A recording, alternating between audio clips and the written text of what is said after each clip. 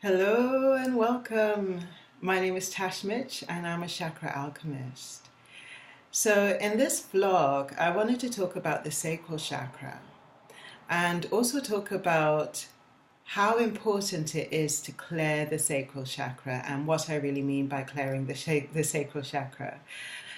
The sacral chakra is basically below the navel. Is an energy center that is holding our emotions and our feelings and our sensuality, our sexuality is within the sacral chakra as well.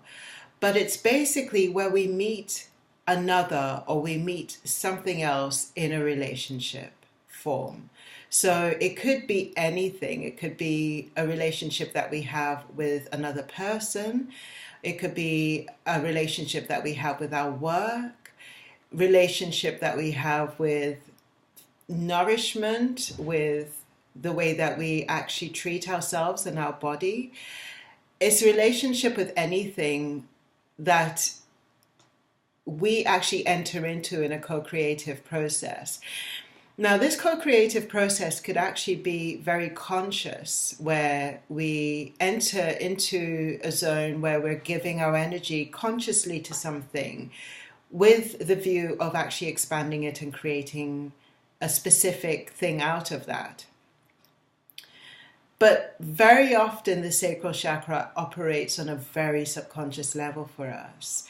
And when we are feeling vulnerable, for example, or when there's fear involved, or when there's a sense of being threatened involved, we fire off signals from the sacral chakra into the world.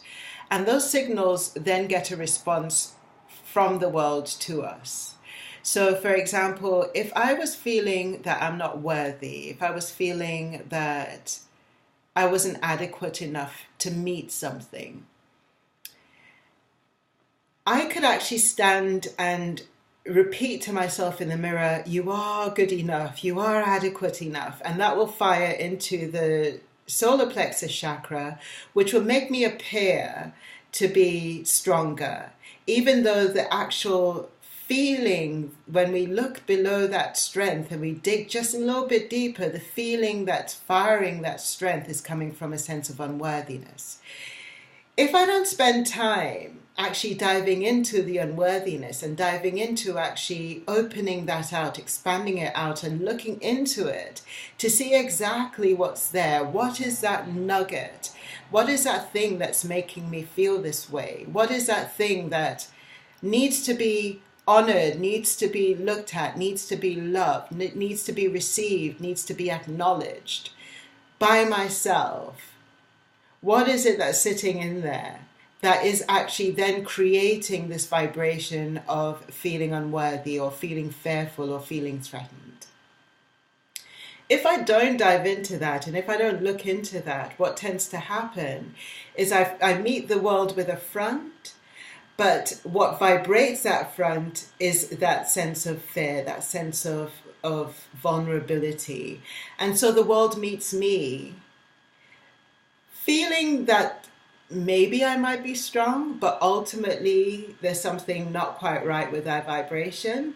And I start to actually attract people who are likewise in the same way, where they're vulnerable, they're not looking at what they need to actually shine a light into to release that feeling, what they need to honor in themselves to release that feeling. And we meet ourselves from that place of wounds, or we meet ourselves from that place of inadequacies.